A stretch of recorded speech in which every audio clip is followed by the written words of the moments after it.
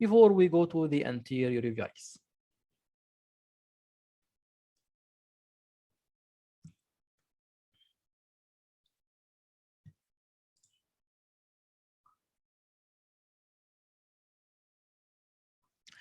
Okay, so regarding the anterior uveitis, to have like a concept about or a classification of anterior uveitis, the anterior uveitis is making, we said that it is the most common cause of uveitis. It makes around 90% of uveitis.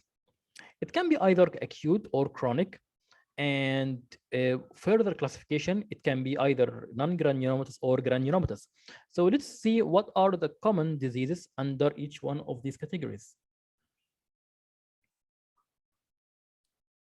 First of all, the acute non-granulomatous uveitis, it can be idiopathic, which will be the commonest cause of acute anterior uveitis.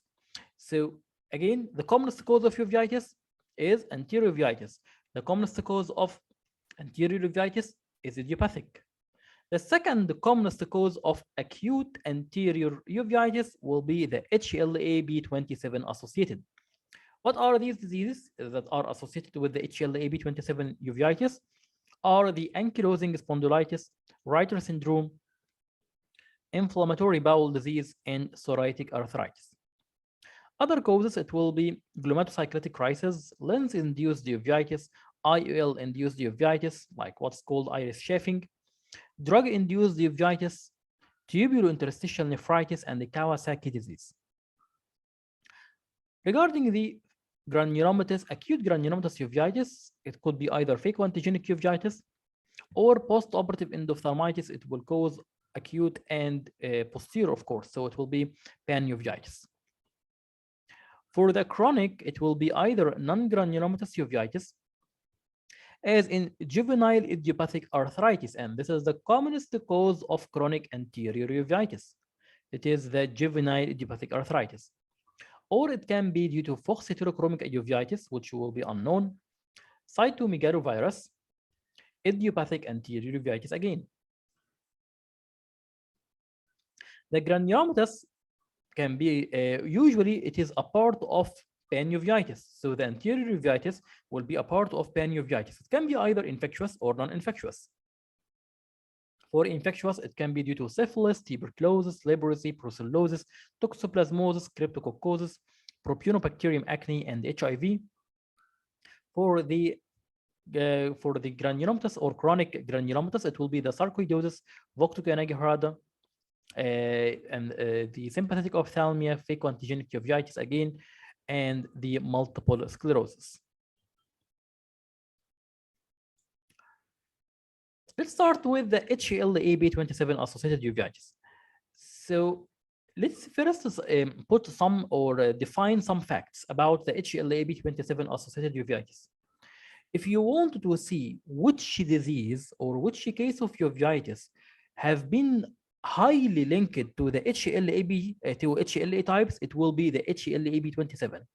So highest association between HLA system and uveitis is found in the HLA-B27. It can be up to 90% in some diseases like in ankylosing spondylitis. So commonest associations with anterior uveitis, like 50%, is HLA-B27. Those diseases are unilateral, not bilateral, with some exceptions, as I'm going to tell you. HLA-B27 also have been positive in 5% in general population. So if you find an HLA-B27 in an individual, this doesn't mean that he is having uveitis, because it is already present in 5% of population. Also, if you have a patient with seronegative spondyloarthropathy, such as ankylosing spondylitis, and he does not have HLA-B27, this does not exclude the okay. 50% of these HLA-B27 uveitis are associated with spondyloarthropathies. So that's why we are studying these patients. Those patients who had HLA-B27 associated uveitis, there could be other joint manifestations. So 50% of these patients will have spondyloarthropathies. These spondyloarthropathies, we term it as seronegative spondyloarthropathies, meaning that seronegative because they have rheumatoid factor is negative. So this spondyloarthropathies or this inflammation of the joints is not due to rheumatoid factor because they have rheumatoid factor negative. So it is due to associated other autoimmune diseases that will cause arthritis and also will cause uveitis. And it can be in 50% of cases will be associated with HLA-AB27. So these are 4 diseases such as ankylosing spondylitis, reactive arthritis, inflammatory bowel disease, and psoriatic arthritis. Okay, these diseases are very, very, very important. They are asked very frequently because the most common cause of acute non-infectious hypopion iritis is the HLA-AB27 associated iritis. Let's now start these diseases, disease by disease. So starting by the ankylosing spondylitis, 90% of those patients are having HLA-AB27 positive, those making it the highest association between any uveitis and the HLA system.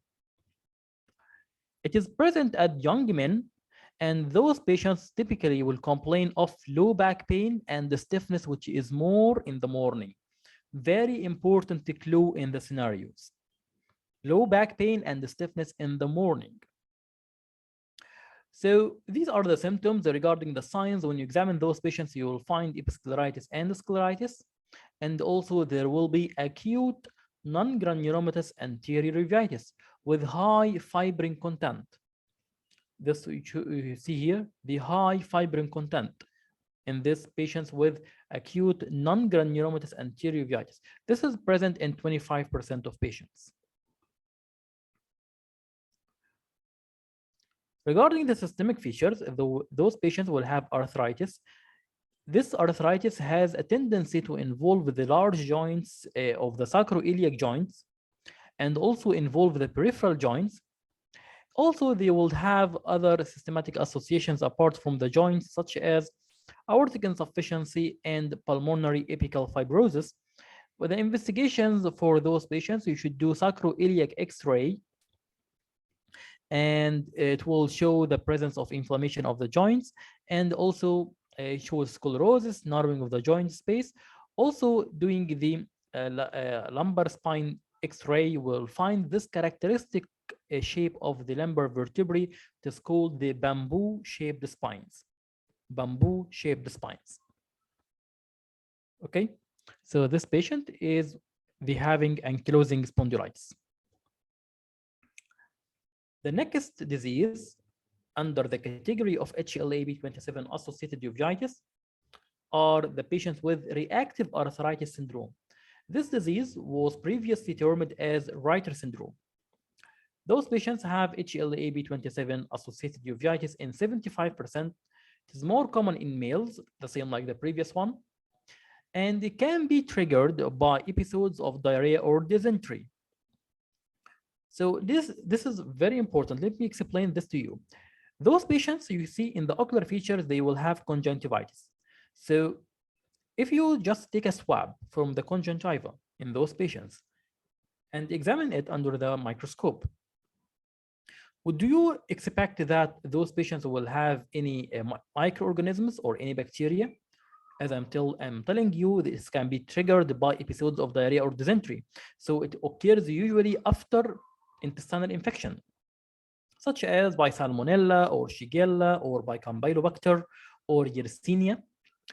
So this kinds of disease occurs after intestinal infection. So is the conjunctivitis is due to actual infection? The answer is no.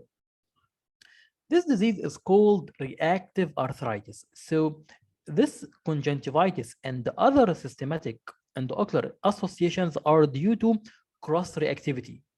In other words, when those patients they are having intestinal infection by Salmonella, for example, the body will form autoantibodies. The autoantibodies will attack the body systems. So the problem is that these organisms or these intestinal organisms, they will have like antigenic similarity to some intrinsic ocular tissues. So when the body is forming antibodies against them, these antibodies will not only attack the salmonella, but will also attack other tissues or other organs, such as the eyes or the joints. That's why it's called reactive arthritis. This arthritis is due to reaction by the body autoantibodies. So these will result in conjunctivitis, result in non-granulomatous acute anterior uveitis with high fibrin content in 12% of patients. Other systemic associations, it will lead to arthritis. It will lead to urethritis. Will be a cause of non-gonococcal urethritis. Will lead to keratoderma blenoragicum.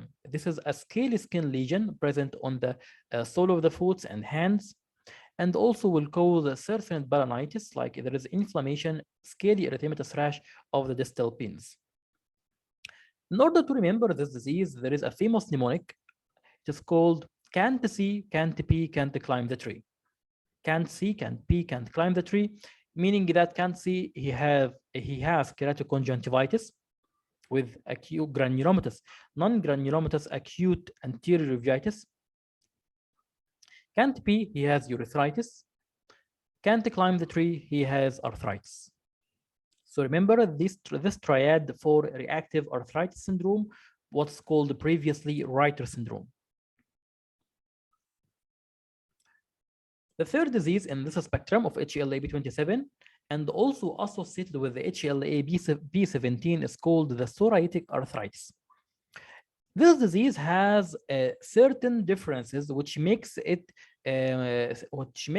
stands out from among other HLA-B27 associated diseases. First of all, it is in males equal to females, so there is no sex predilection, unlike the Reiter syndrome and ankylosing spondylitis. It tends to be more chronic than other HLA-B27 associated uveitis. So we are now in the category of acute uveitis. But this disease tends to be more chronic. Also, the previous disease tends to occur in the young age. However, this disease occurs in the older age. So mean age is older than HLA-associated uveitis. Maybe bilateral. Again, this is another difference. So other diseases are unilateral, but this disease can be bilateral, can be of long duration. Posterior segment involvement can be present. This is another difference. The other diseases didn't have posterior segment involvement. Uveitis does not occur in psoriasis without arthritis. So those patients, the ocular features of those patients will have conjunctivitis, dry eye, marginal corneal infiltration, and they also have non-granulomatous acute anterior uveitis with high fibrin content and 7%.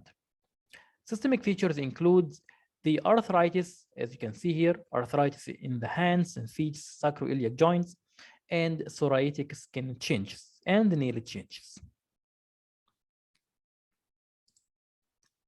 The last disease of this spectrum of HLA-B27 associated uveitis is called the inflammatory bowel disease. So those patients, 60% of them will have HLA-B27. The ocular features, again, they will have non-granulomatous acute anterior uveitis with high fibrin content, and those patients will be classified into two main diseases: the Crohn's disease and ulcerative colitis. The uveitis tends to be more common with patients of ulcerative colitis than the Crohn's disease. Those patients will have ocular inflammation involving like any ocular tissue, conjunctivitis, keratoconjunctivitis sicca, episcleritis, scleritis, anterior uveitis, orbital scleritis, optic neuritis.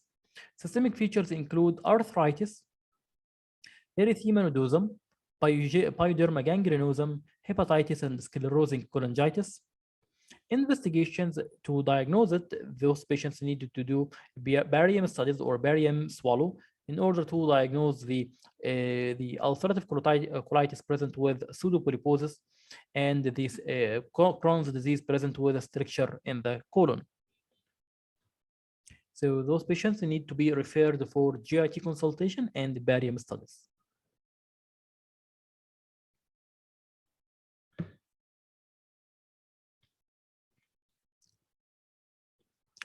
The next condition is called the tubulointerstitial associated uveitis or TINU. This condition, as you can see from the name, it is characterized by inflammation of the kidney and inflammation of the eye or uveitis. This disease is more common in young women present with non-granulomatous bilateral. This is very important to differentiate it from the HLA-B27. It is bilateral acute anterior uveitis. Occasionally, those patients could also have mild vitritis, optic nerve, and macular edema.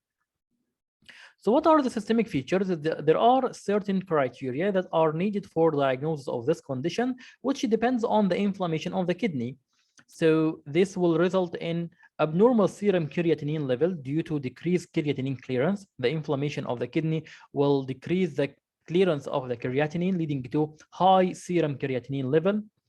Also, urine analysis will show abnormal findings such as increased beta-2 microglobulin level, which will increase in any condition characterized by tissue breakdown, proteinuria, pyuria, or hematuria. Also, the presence of associated systemic illness such as fever, weight loss, anorexia, fatigue, arthralgia, and myalgia. Okay, so which one will occur first? Typically, or more commonly, the patient will present first with systemic features, then will develop the uveitis. However, sometimes the patients will present by the uveitis before the systemic features. So what is the more common? To have the systemic features first. And by the way, this is also the case for the juvenile idiopathic arthritis, where the patients develop arthritis, then followed by uveitis. So what will be the treatment? The treatment that those patients should receive steroids and immune suppressive drugs if they are recurrent or resistant. The next case is the glomerulocyclitic crisis, Posner-Schlossman syndrome. This is not our first time to talk about it. Those patients have recurrent, this is the clue for diagnosis, recurrent attacks. You have to ask about the history. Recurrent attacks of acute anterior uveitis with very high intraocular pressure that reach up to 50 or 60 millimeter mercury, and typically in a white eye. Episodes are self-limited, and the etiology for this is unknown. However, it was suggested that the cytomegalovirus plays a role in the glomerulocyclitic crisis. So it was like postulated that it could be due to trabeculitis, inflammation of the trabecular meshwork, that will cause uveitis and also cause the rise of the intraocular pressure, and this is caused by the cytomegalovirus. What will be the symptoms? Usually those patients are maybe asymptomatic or could have unilateral mild to moderate pain, which doesn't correlate with the high intraocular pressure. When you examine those patients, you will find mild anterior chamber reaction and find few or no keratotic precipitates, high intraocular pressure, and maybe mild corneal edema. So what will be the treatment is just to suppress the inflammation by steroids and suppress the intraocular pressure by the anti-glaucomatous medications.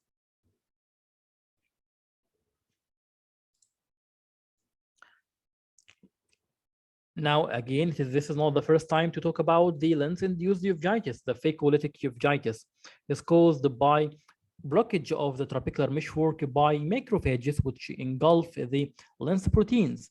These lens proteins are diffused through the intact lens capsule in case of hypermature cataract. So this patient has hypermature cataract. There is diffusion of lens protein from the shrunken capsule that will result in that it will be engulfed by the macrophages and deposited into the trabecular meshwork, causing inflammation and high intraocular pressure. Those patients will have elevated intraocular pressure with no keratotic precipitates and no synechia, and treatment should be decrease the intraocular pressure, suppress the inflammation, and cataract extraction. Shouldn't be confused with the phacoantigenic uveitis. In the phacoantigenic uveitis, this is a immune complex mediated disease. So this is a type 3 hypersensitivity reaction. So those patients have lost normal tolerance to proteins. So the lens proteins should be sequestrated within the lens capsule. Once the lens capsule is opened, as in trauma or in surgery, then the immune system will recognize the lens protein as a foreign material. So it will result in formation of antibodies. The antigen antibody reaction will lead to immune complex. These immune complexes will be deposited into the trabecular meshwork, causing the phacoantigenic uveitis. This disease is characterized by what's called zonal granulomatous uveitis. It will involve a certain zone, as I'm going to show you right now, and granuloma. So there will be maybe mutton fat keratic precipitates because it is a granulomatous uveitis.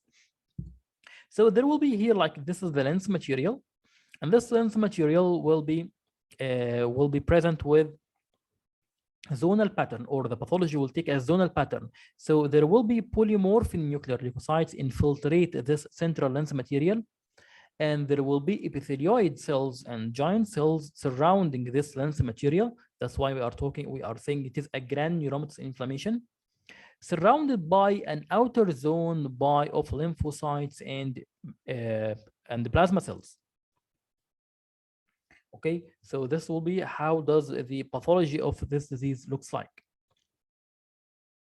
This disease was previously called the phacoanaphylactic. So you might find this term in some books, but this is a misnomer. This is not correct name, because anaphylaxis, it is meaning that there is anaphylaxis. In the anaphylaxis, it is a type 1 hypersensitivity reaction, including mast cells, basophils, or immunoglobulin E. But this is not the case with the phacoantigenic uveitis. It is not type 1, it is type 3.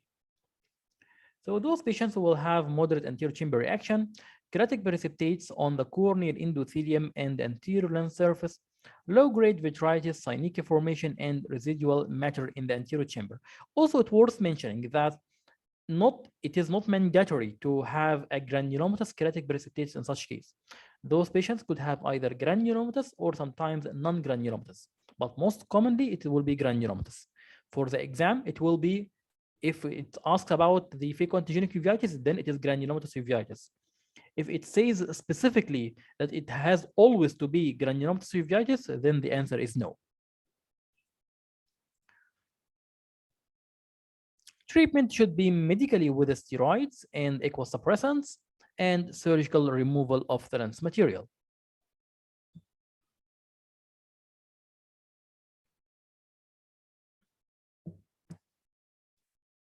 Do you hear my voice clear?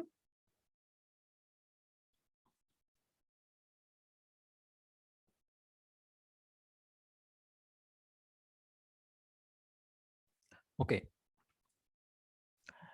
Let's now move to other entities, which are the drugs that may cause uveitis. There is these certain drugs that can cause uveitis, such as the rifabutine.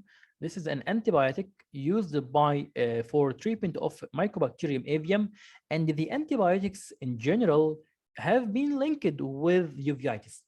So it is not only the rifabutine, but also the systemic fluoroquinolones, such as moxifloxacin, can cause iris depigmentation and uveitis. Two characteristic syndromes are called the bite and the badi. Bite and badi, like there is bilateral acute iris transillumination. This is bite. And badi, it will be bilateral acute iris depigmentation. Those two diseases will be under the same spectrum. But the bilateral acute iris transillumination, there will be iris transillumination. And there will be, and while the iris depigmentation, there will be only acute onset of depigmentation of the iris, but no iris transillumination and no pupillary iris sphincter defects. So, but both of them can occur after antibiotic therapy, especially the moxifloxacin, and also can be occurs after the clarithromycin and macrolides and other antibiotics. That's why we tend to see these cases more frequently nowadays after the COVID-19, those patients who receive antibiotics for associated with the antivirals in COVID-19, they will commonly to present with this picture of bilateral acute iris transillumination and bilateral acute iris depigmentation. Oral contraceptives, and interestingly, some certain anti-tumor necrosis factor drugs, such as the etanercept, have been associated with new onset uveitis and systemic sarcoid-like syndrome. So these drugs should be used for treatment of uveitis. However, in some occasions themselves, they will induce uveitis.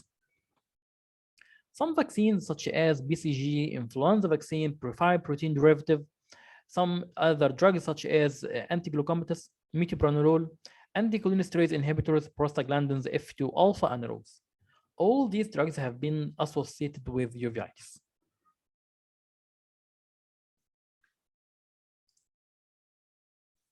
Another disease asked also in the exams is called the Kawasaki disease. This is a disease with a predilection to affect the arteries, causing periarteritis and predilection to young age.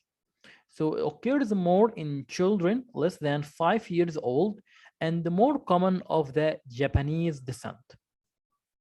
These are very, very important and very commonly asked. 3 things you need to know about this disease. It affects the arteries, it is less than 5 years old, and it is more common in Japanese.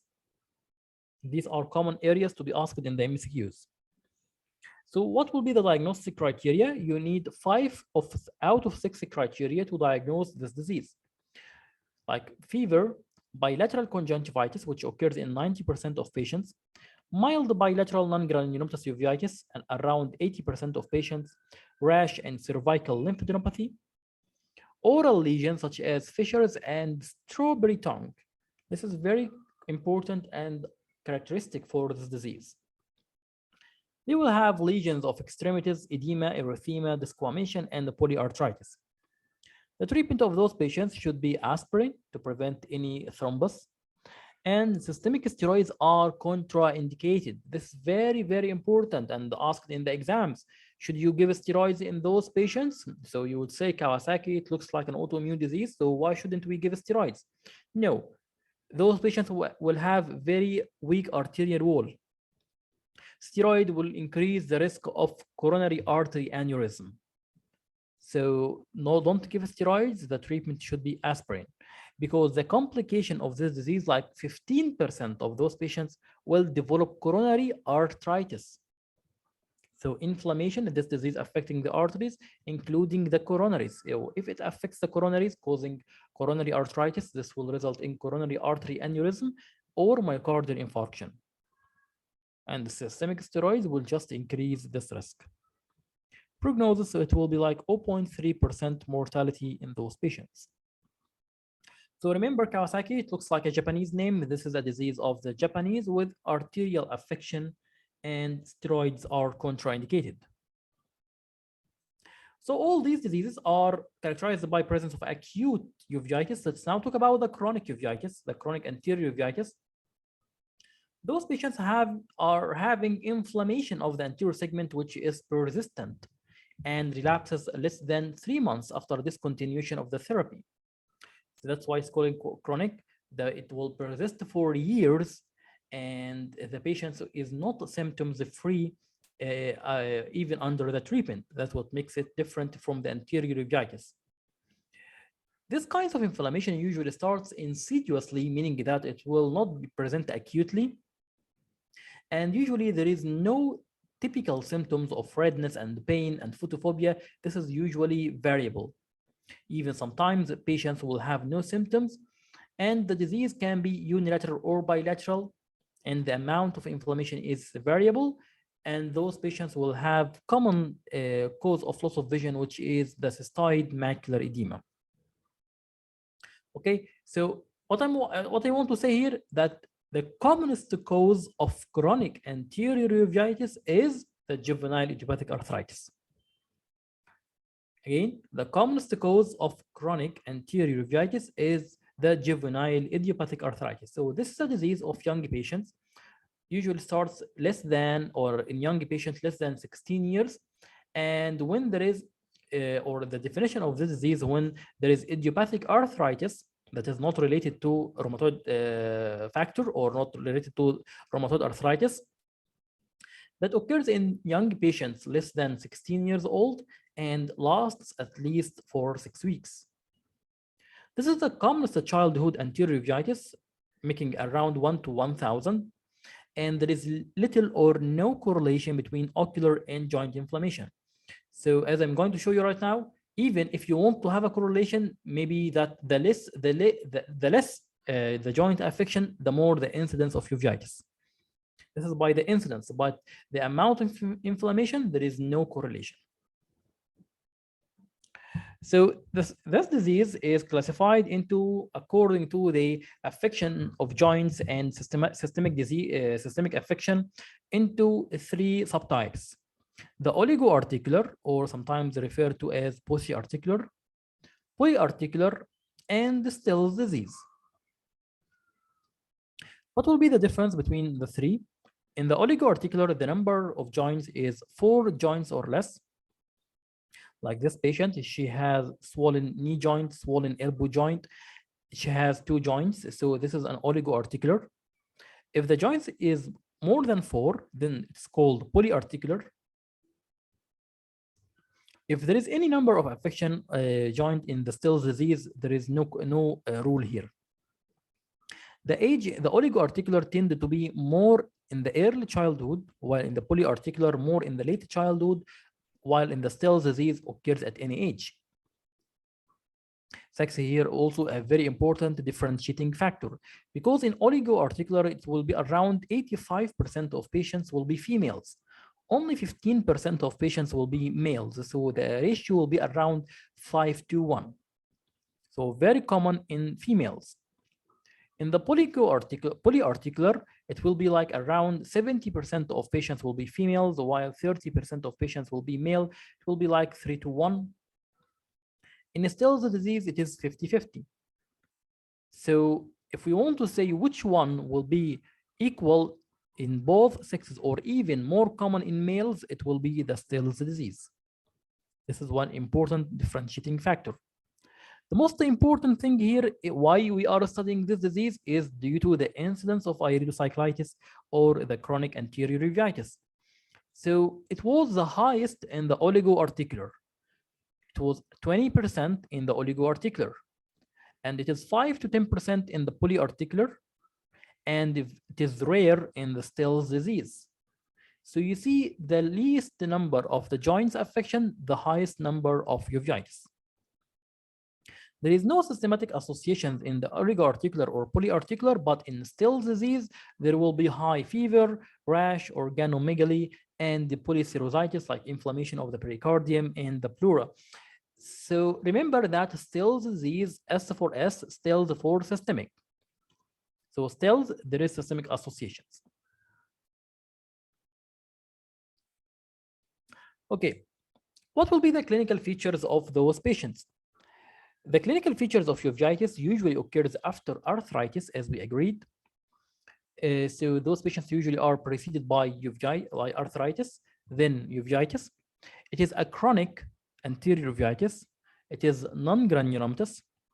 You might find small to medium-sized keratotic precipitates in a white eye. This is very important. Those patients have, you see, white eye, which means there is little inflammation. And those patients in young age group, as I told you, it will be in less than 16, even less than 4 years old. So many of those patients will not be symptomatic. That's why those patients need screening. The complications of juvenile idiopathic arthritis will be some visually affecting complications, such as band keratopathy, such as this, cataract, glaucoma, cystoid macular edema, and chronic hypotony and phthisis. So those patients have chronic inflammation. If it is not discovered and not controlled, this will result in posterosynechia. Posterosynechia can cause traction over the ciliary body, causing ciliary body detachment, leading to chronic hypotony and phthisis from the retrocyclitic membranes. Cystoid macular edema will be one of the common causes for loss of vision. Glaucoma due to secondary to thick aqueous from inflammation, cataract, and band keratopathy. So remember this mnemonic: BCG, band keratopathy, cataract, glaucoma, BCG, like BCG vaccine. This will be like a famous triad of complications occurs after many cases of uveitis. So the question here, which was also asked in the exam, so what will be the risk factors for uveitis? Who are at higher risk than average to develop uveitis? Is all patients with idiopathic juvenile arthritis? No, not all patients, but there are certain risk factors. First of all, to have an anti-nuclear antibody positive. Female gender, oligoarticular, which is characterized by affection of 4 joints or less. The presence of HLA association with the DR5. HLA DR5, early onset less than 6 years old. So remember the risk factors for uveitis. It is ANA female 456. ANA female 456. Okay, therefore, we need to have a program for screening of those patients, since that it will cause loss of vision unnoticed in young children. We need to know who are at high risk and what will be the schedule for screening. So it will depend whether there is anti-nuclear antibody positive or negative, whether there is oligoarthritis or polyarthritis, and the onset of age and the duration of the disease in years. So let me tell you something, that the highest risk of developing uveitis is within the 4 years after the arthritis. Again, the highest risk of developing uveitis will be the 4 years window after the onset of arthritis. So if the patient has anti-nuclear antibody positive with the age at onset in years, is if the patient is presenting less than 6 years old, and the duration of disease in years is less than 4, so there is high risk to develop uveitis. We need to examine this patient every 3 months. If the patient has antibody positive and he is less than 6 years old, but the disease is, or the arthritis has been there for more than 4 years, so you are maybe a little bit away from the window for the developing of uveitis. So this is considered a moderate risk because still the patient is young and he has anti-nuclear antibody positive. So you need to examine him every 6 months. Again, if the anti-nuclear antibody positive and the patient is young, less than 6 years, and the duration of the disease is more than 7 years, like if the patient has arthritis for more than 7 years, he has low risk to develop uveitis. So just for follow up every 12 months for the development of uveitis. So this is again for the anti-nuclear antibody positive, and the negative, this is for the age more than 6 with the age or the age of onset more than 6 and less than 6, and the duration of the arthritis more than 4 or less than 4. So you can calculate the risk of each condition, and for high risk you need to examine the patient every 3 months, for moderate risk every 6 months, for low risk every 12 months. Okay.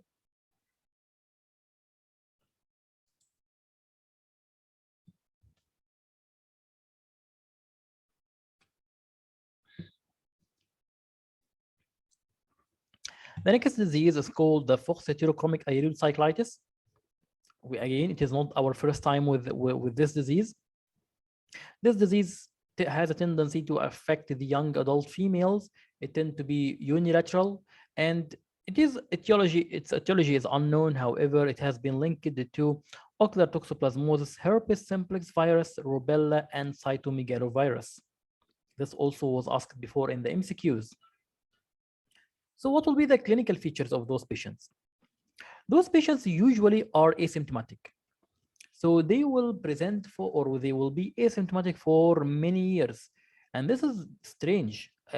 Like other acute or other anterior uveitis, they will have some symptoms or they will have some complaints. But those patients, they will have no pain, no redness, no photophobia, and they are usually asymptomatic. When they are, even they have persistent inflammation, but they are still asymptomatic. So this is strange. But they can be, or usually when they are presenting, they will present of blurred of vision due to the cataract. So they will have cataract, or they could have vitritis, which will also causing them some blurred of vision. But if asymptomatic, then no treatment is required. So when they are presenting, what are the signs that you could detect? First of all, as the name is called Fox heterochromic iridocyclitis, those patients will have iris heterochromia. So the color of the iris between both eyes will be different. Why? Because of the inflammation will cause diffuse atrophy of the stroma, leading to iris loss of the iris crypts. And those patients, the involved iris will be usually lighter, but is not always, as I told you also the last time. So for many occasions where the patient had dark iris, the recurrent inflammation or the persistent inflammation will cause loss of the iris stroma, making this iris looks lighter than the other eye. However, in patients with light color iris, they are light from the start, the inflammation will cause loss of the iris tissue or loss of the iris stroma, leading to visibility, more visibility of the underlying iris pigment epithelium.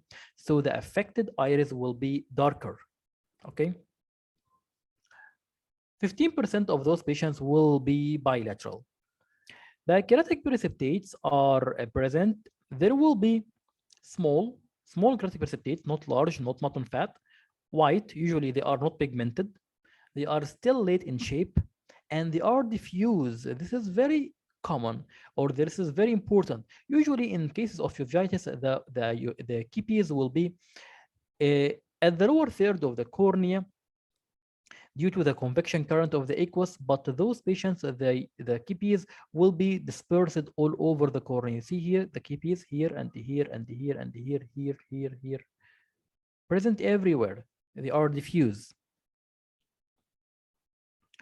Also, they will have low-grade iridocyclitis that is very characteristically to have not responsive to steroid therapy. This is a classic feature.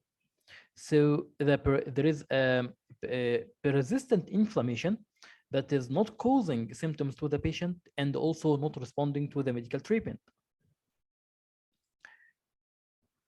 Also, there will be, even with this persistent inflammation, there is no posterior synechia. Again, this is a disease which it breaks all the rules.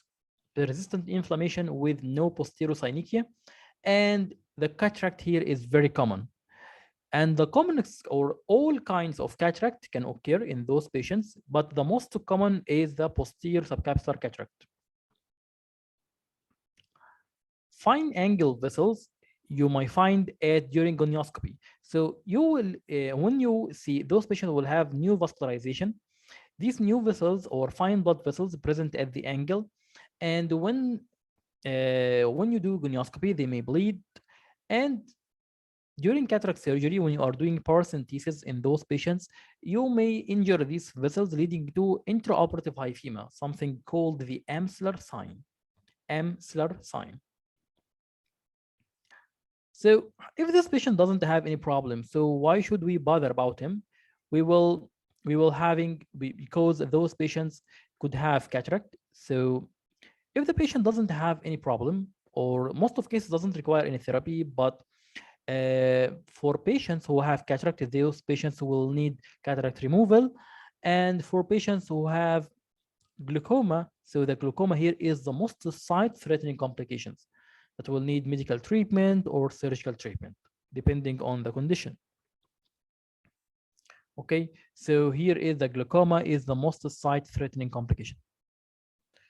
Okay, Dr. Ahmed, question please. When is the involved iris darker or lighter? the involved iris could be darker when the iris has a light color from the start, like blue iris or green iris. And it will become lighter if the original iris color is dark from the start, like if it is black or brownish iris.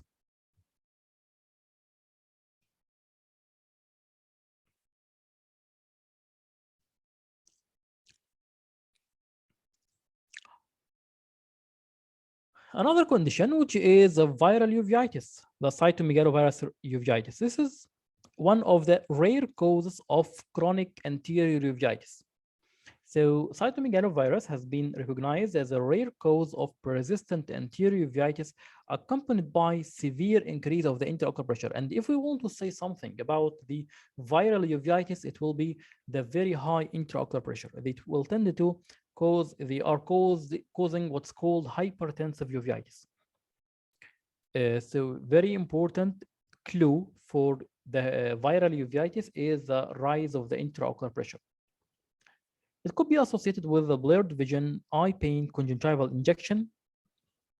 And as we mentioned, the cytomegalovirus infection of the anterior chamber could be responsible for the Posner-Schwarzman syndrome. And in order to diagnose it, if we are in doubt or we want to confirm a diagnosis of cytomegalovirus, it will be always by doing a paracentesis to obtain aqueous sample for for analysis by the PCR, and the treatment will be by the antiviral drugs and intraocular pressure control. The other entity of viral uveitis, it will be the herpetic uveitis. So the herpes will be either herpes simplex virus or herpes zoster virus. That there is a difference in the course of each one. Like in herpes simplex virus, it tends to be highly recurrent, so it will be recurrent, while in the herpes zoster it will tend to be chronic. Decreased corneal sensation occurs in all herpetic cases, but it will be more prominent in the herpes zoster. The striking feature which will differentiate between the simplex and the zoster, it will be the pattern of iris atrophy. In herpes simplex virus, the pattern of iris atrophy tended to be sectorial like that, while the pattern of the herpes zoster virus will tend to be more patchy. So the patches are present in the herpes zoster. In the sectorial or the spiral atrophy, it tends to occur in the herpes simplex. And since that the atrophy involve the sector or the sectorial, or it is spiral at the pupillary margin here in herpes simplex, so it will tend to involve the sphincter pupillary muscle, leading to weakness of the sphincter pupillary muscle, causing mid-dilated pupil. This is more common to occur with the herpes simplex virus. Herpes zoster tends to cause vitritis, and also the presence of characteristic herpes zoster ophthalmicus herpes zoster lesions on the skin, the scars of the previous herpes zoster lesions on the skin. So this will be the last anterior uveitis. So this table will summarize the features of all anterior uveitis. So regarding the onset, the course, the presence of hypopyon, the presence of keratotic precipitates, the intraocular pressure, the unilateral or bilateral, any associations or any evaluations, and some notes. So it could be either non-infectious, such as HLA-AB27, which will tend to be sudden, has a sudden onset, and it has also acute course and recurrent. And the hypopyon can be present or cannot be present.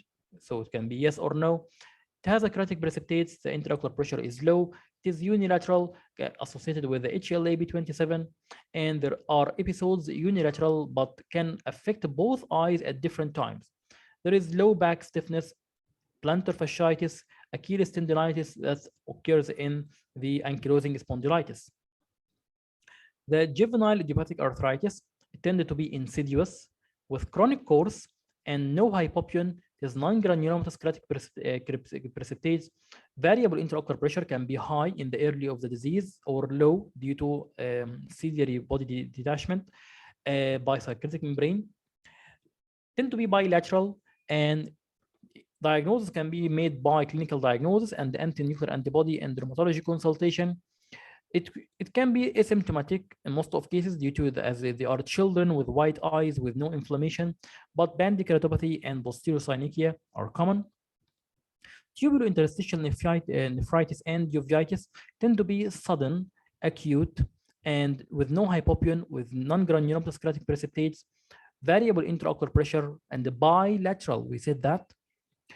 And to diagnose it by urine analysis and blood urea nitrogen level and serum creatinine. And there are systematic associations such as fever, myalgia, arthralgia, fatigue, and may precede the uveitis, hematuria, proteinuria, pyuria, as we mentioned. The traumatic uveitis will be present with sudden onset and acute course. There is no hypopyon, non-granulomatous creatic precipitates, low intraocular pressure, unilateral, depends on the clinical diagnosis and history of trauma. Sarcoidosis will present with sudden onset or insidious onset depending on age, as we are going to discuss at the end of the lecture. Can present either acute or recurrent or chronic, granulomatous or non-granulomatous uveitis with low intraocular pressure, can be unilateral or bilateral. Diagnosis will be by wide range of diagnostic investigations. We will talk about the end of the lecture, as well as the clinical manifestations.